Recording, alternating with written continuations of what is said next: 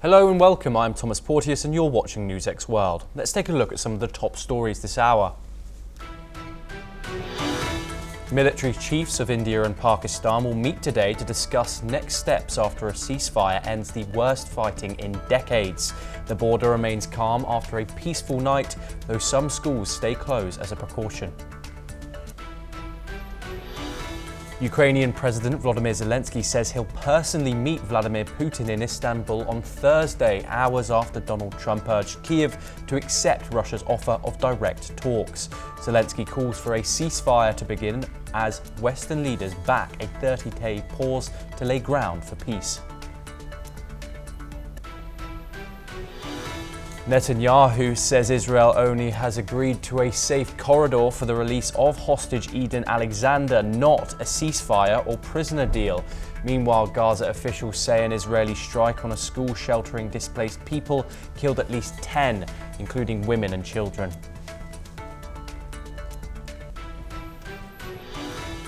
Washington and Beijing hail substantial progress after 2 days of trade talks in Geneva, with a deal struck to reduce the US deficit and launch a new economic dialogue. Details remain under wraps until later today, but China promises good news for the world. 68 million Filipinos head to the polls today in midterm seen as a showdown between Marcos and Duterte camps, with control of the Senate key to a possible impeachment of Vice President Sara Duterte. Voters are also now choosing lawmakers, governors, mayors and city councillors, with results expected late tonight.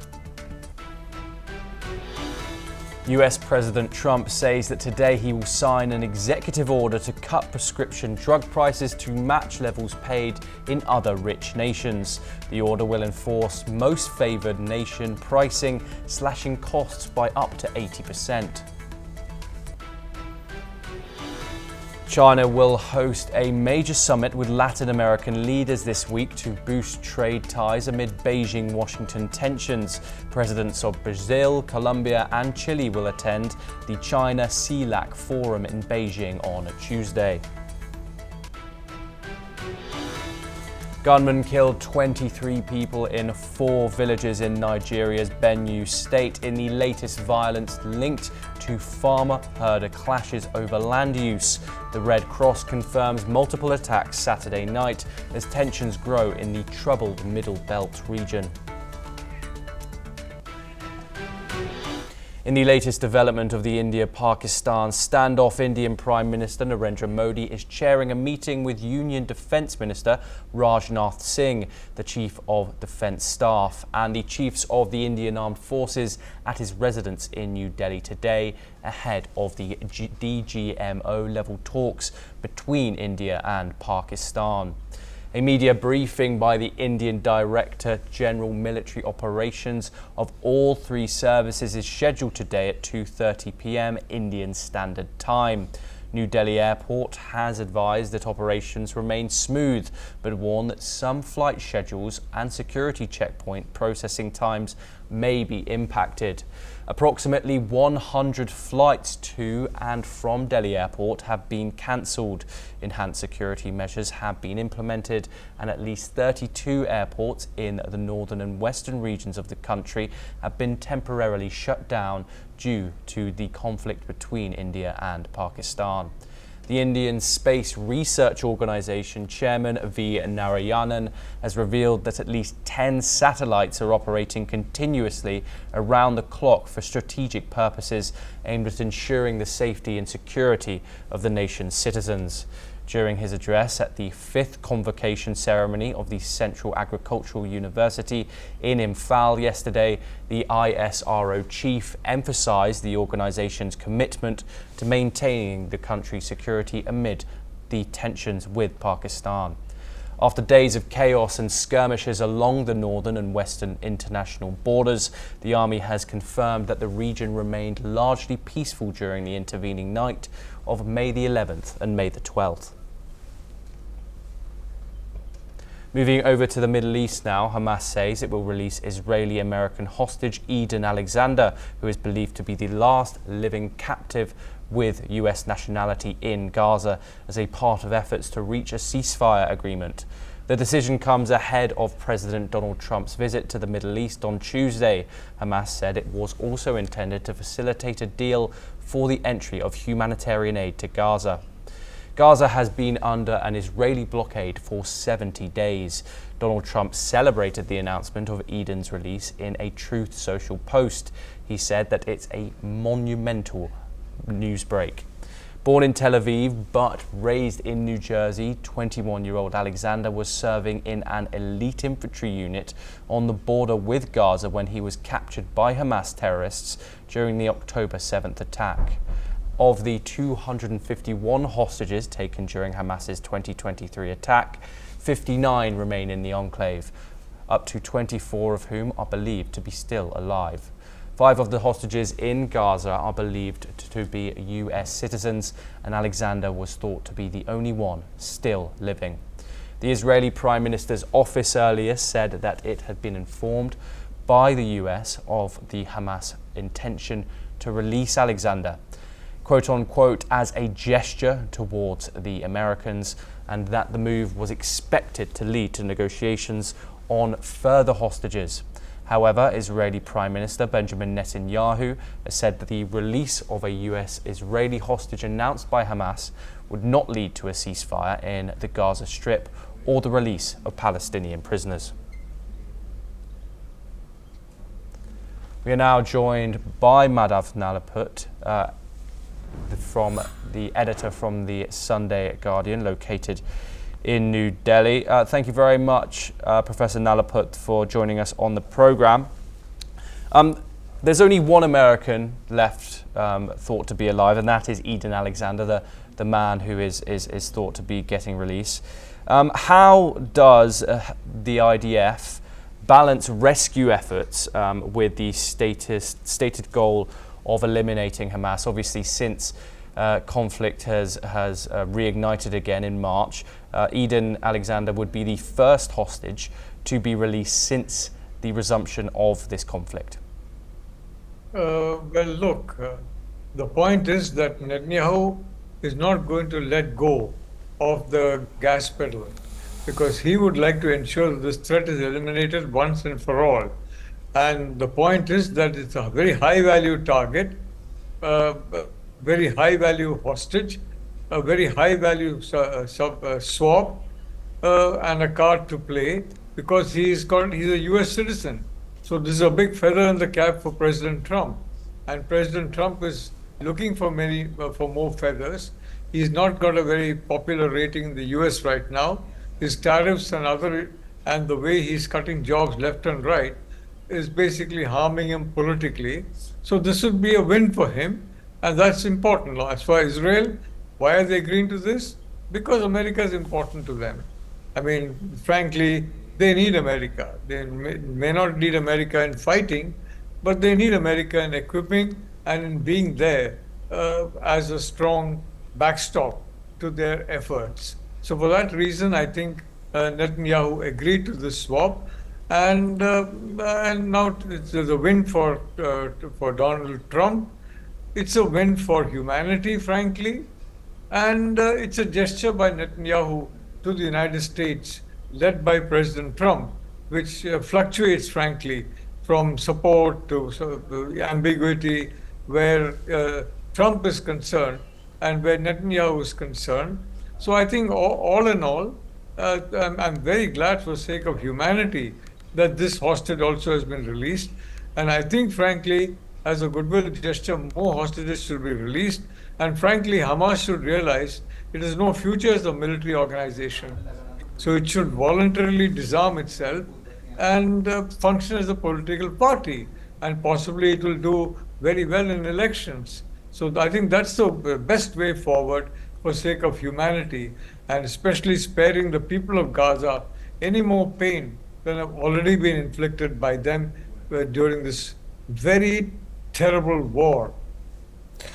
Professor Madhav Nalaput, there's been 10 weeks of this blockade now by Israel. UN humanitarian agencies have said that it's leading to a famine. Risk of disease is rising in Gaza. Does this indication of the blockade still serve Israel's security aims? Well, go back to October 7, 2 years ago, and you'll see precisely why Israel is very active about its security. The Jewish people have the imprint of the Holocaust on each and every one of them, no matter how old or how young, and they're determined never to let another Holocaust happen. This particular terror operation, October 7, I think the Hamas misjudged and thought a number of hostages that it took would protect it from Israeli fury. That did not happen for a simple reason that Israel is now determined to protect itself, and what it's determined to do is to eliminate the military wing of Hamas. So until that is completed, I don't believe Netanyahu will complete his operation. But as I said, I don't think Hamas has any chance against Israel. But most importantly, the terrible collateral damage will be suffered by the people of Gaza through no fault of their own. So I think overall, in the interest of humanity, if Hamas voluntarily disarms and understands this as this is not a time for war, it's a time for peace, understands that and voluntarily disarms, then I think the international community, led by the United States, is going to make sure that it can function effectively. Because honestly, Josh, let's be honest, terror is a problem for everybody. And terror anywhere could be a problem tomorrow in some other place.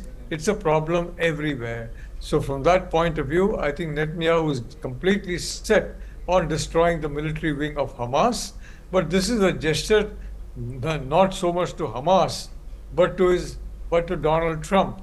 And I think it's a gesture that will really enhance the political standing of Donald Trump, getting an American hostage back. I think those visuals, I'm sure somebody will receive him at the airport and there'll be huge amount of publicity. I think that will be very welcome to Trump. But above all, I think humanity will be well served if this conflict is ended. And the only way it can be ended is if Hamas voluntarily disarms and you have the international community telling Hamas, look here, you'll be allowed to function as a political entity, but please release all the remaining hostages. And the sad truth is many are dead, at least, and some are alive or sadly no longer alive. But please release all of them. And I think that will be the best solution from the point of view of the world and humanity. This war has gone on so long, it's inflicted so much of damage, and frankly, it's been a terrible human cost by the people of Gaza for this war, for something which almost very few of them bear any kind of responsibility for. Professor Madhav Nalaput, thank you very much for joining us. Always valuable to have your insight on the programme. We now move to a related development now, where according to the Gazan Civil Defence Forces, Israel has carried out an airstrike on a school sheltering displaced people in Gaza's Jabalia refugee camp. Gaza's civil defence also said that at least 10 people were killed, including women and children, in the strike on the Fatima bint Assad school. The site was housing more than 2,000 displaced residents at the time. Dozens of others were also injured and taken to nearby hospitals. This incident is one of several recent strikes on schools in the area. In related developments, Germany's new Foreign Minister, Johann Wadephul, is visiting Israel and has called for serious ceasefire negotiations. He also stressed the need for a political framework for Gaza's reconstruction that does not involve Hamas. We now turn to Europe, where as Russia and Ukraine truce talks progress, Ukrainian President Volodymyr Zelensky has said that he would be willing to meet Russian counterpart Vladimir Putin in Turkey personally, after Donald Trump said direct talks were needed to determine whether peace was possible. Listen in to what Zelensky said. Я буду в цей четвер, 15 травня, в Туреччині. І очікую на Путіна в Туреччині. особисто. І сподіваюся, що Путін цього разу не шукатиме причин, чому він щось не може. Ми готові говорити, щоб закінчити війну. Четвер. Туреччина. Президент Трамп підтримав. Всі лідери підтримують.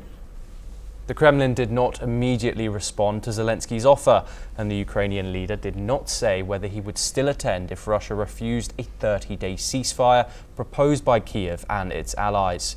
Meanwhile, Putin on Sunday proposed to resume the talks between the two sides held in Istanbul in March of 2022, but he did not respond to the 30-day ceasefire proposal put forward by Kiev's allies. Moscow and Kiev have not held face-to-face negotiations since that March of 2022, shortly after Russia invaded Ukraine. US President Donald Trump wrote on his Truth Social platform earlier, President Putin of Russia doesn't want to have a ceasefire agreement with Ukraine, but rather wants to meet on Thursday in Turkey to negotiate a possible end to the bloodbath. He has further said that Ukraine should agree to this immediately. Let's move on now. The United States and China will release details of what both sides call substantial progress in trade talks held in Geneva. US Treasury Secretary Scott Bessent and Trade Representative Jamieson Greer met face-to-face with China's Vice Premier He Lifeng and commerce officials over the weekend.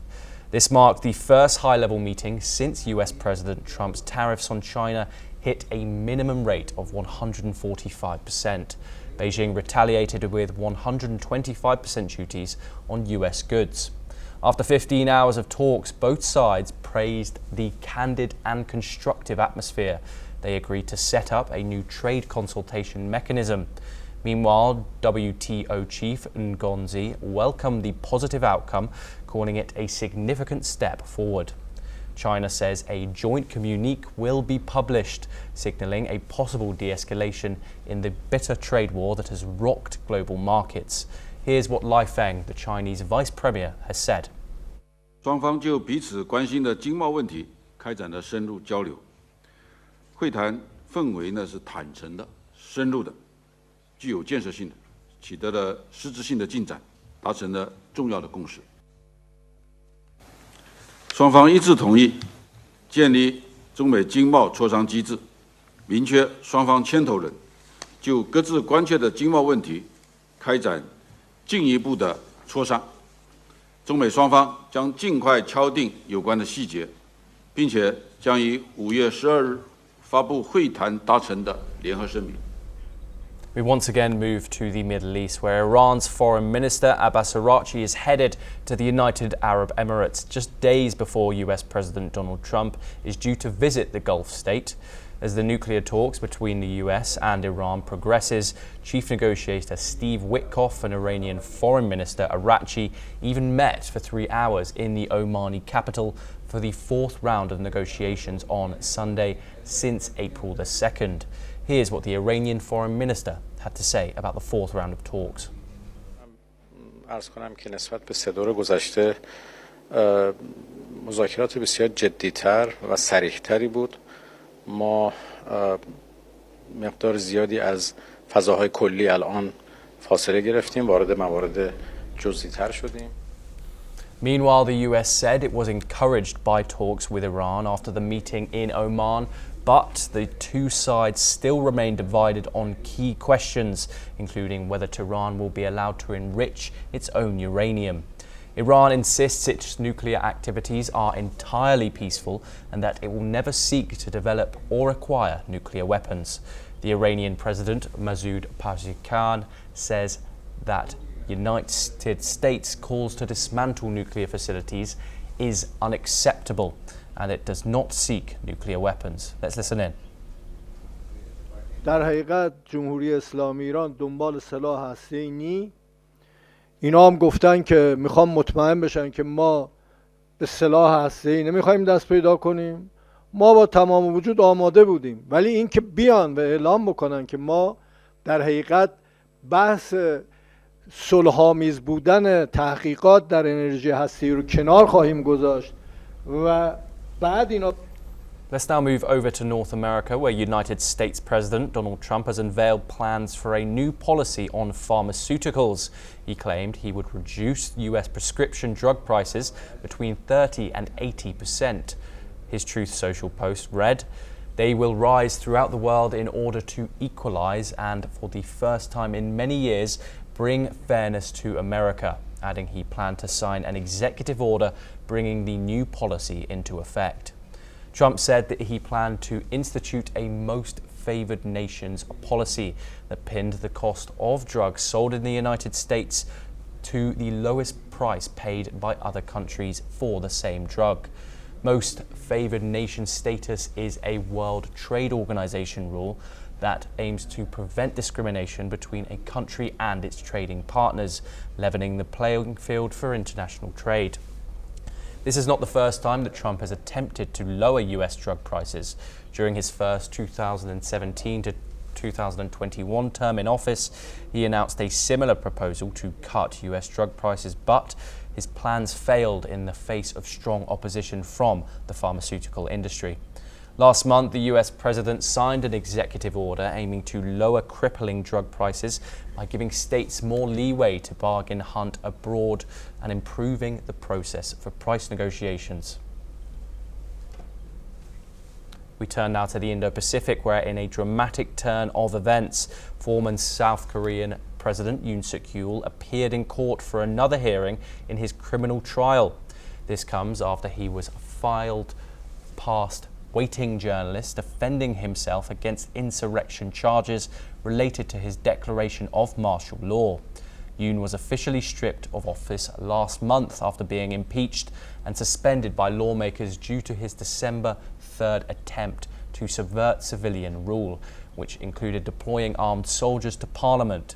In January, he made history as South Korea's first sitting president to be arrested, although he was later released on procedural grounds. A Seoul court ordered Yoon to attend trial in person and stripped him of his right to enter through underground parking lot, meaning he had to walk past a media scrum for the very first time. Meanwhile, campaigning officially kicked off South Korea's snap presidential election on June the 3rd. Candidates from the two major political parties are promising to lead the country out of its months-long political crisis and revive the struggling economy. A Real Meter poll released yesterday showed left-leaning opposition candidate Lee Jae-myung with 52.1% of support, ahead of Kim Moon-soo's of the ruling Power Party, who has 31.1%. The campaign period lasts 22 days, concluding the day before the election. Let's listen to what Democratic Party presidential candidate Lee Jae-myung said at his campaign rally.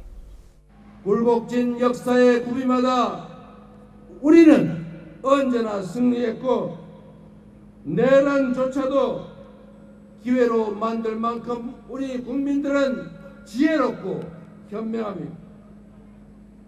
저는 오늘 국민에 대한 강고한 믿음을 가슴에 품고 진짜 대한민국을 향한 짧지만 긴 여정을 여러분과 함께 하고자 합니다. 완전히 새로운 나라, 희망과 열정 넘치는 진짜 대한민국을 만들어 국민 여러분의 열망과 명령에 반드시 보답드리겠습니다. We turn to Europe again, where UK Prime Minister Keir Starmer will unveil a landmark immigration policy aimed at drastically cutting migration numbers amid a surge in support for anti-immigration parties. Starmer vows to end what he calls Britain's failed experiment in open borders, which saw migration rise to 1 million a year.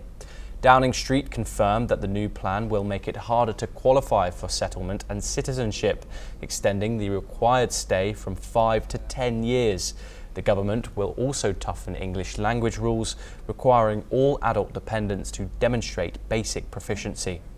Starmer said he's keeping his promise to restore control and cut migration, adding that he's delivering through tough new measures. The immigration white paper will be presented to Parliament later today by Interior Minister Yvette Cooper.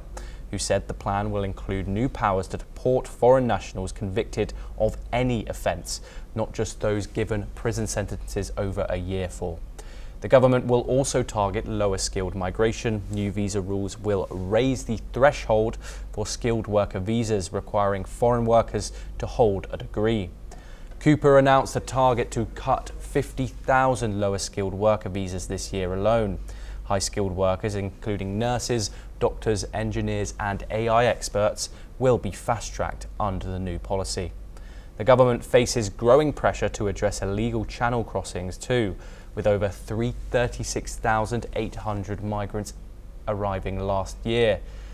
This year, at least 84 people have died during the perilous journey over the English Channel, including 14 children, according to the Missing Migrants Project. We now move over to the Indo-Pacific, where millions of Filipinos are voting in a highly anticipated midterm election. It is centered on the deepening feud between President Ferdinand Marcos and impeached Vice President Sara Duterte. Voters will decide over 18,000 positions, including 12 Senate seats that could affect the 2028 presidential election. The Senate will also play a crucial role in Duterte's impeachment trial, scheduled for July. Duterte's impeachment over alleged corruption and serious crimes has heightened political tensions in the country.